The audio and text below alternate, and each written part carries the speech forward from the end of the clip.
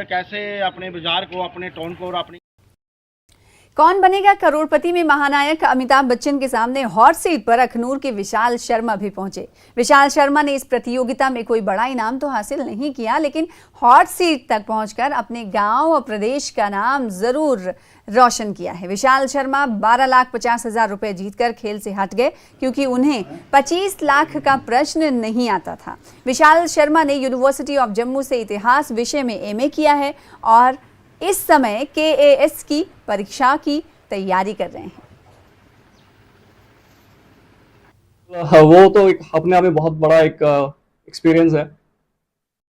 पहुंचना, केबीसी के प्लेटफॉर्म में पहुंचना अपने आप में एक बहुत बड़ी बात है। तो बहुत अच्छा लगा, एक लाइफ टाइम का एक्सपीरियंस बना। उनके सामने बैठ के, हॉट सीट पे बैठ के पूरा इंडिया ट्राई करता है। मैं भी 2007 से ट्राई कर रहा हूँ इसके लिए, और 15 साल लग गए मुझे हॉट सीट तक पहुंचने में, और बहुत अच्छा एक्सपीरियंस रहा मेरा वहाँ पे। जी यही कि मेहनत करें, हार्डवर्क करें, डेडिकेटेड रहें, कंसिस्टेंट रहें, और जो भी इनका पैशन है, जो भी ड्रीम है, उसमें अपना पूरा बेस्ट दें। बहुत खुशी होता है जब कोई अपने परिवार का बच्चा कोई अपना एक पूरा करता है।